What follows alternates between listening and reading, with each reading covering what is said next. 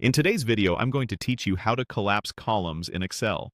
If your worksheet feels crowded and you want to focus on just the information that matters, collapsing columns is a clean, reversible way to temporarily hide details without deleting anything.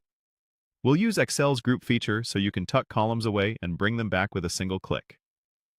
Start by selecting the column or columns you want to collapse. Click the column letter at the top to highlight it.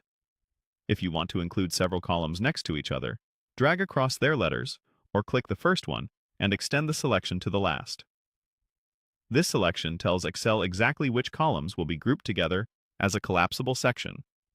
Next, go to the Data tab on the ribbon at the top of Excel. This is where Excel keeps tools for organizing and analyzing your sheet. You'll find the Group command in the Outline section of this tab. Clicking Group applies an outline to your current selection. Behind the scenes, Excel marks that block of columns as a set that can be folded and unfolded without affecting your data. Once you've grouped the selection, look above the column letters and you'll see a small box with a minus sign. Click that minus sign to collapse the group. The columns you selected will fold out of view, and you'll notice a bracket indicating the grouped area. Your data isn't deleted or changed. It's simply hidden from sight in a structured way. Any formulas that reference those columns will still calculate, and your layout remains intact.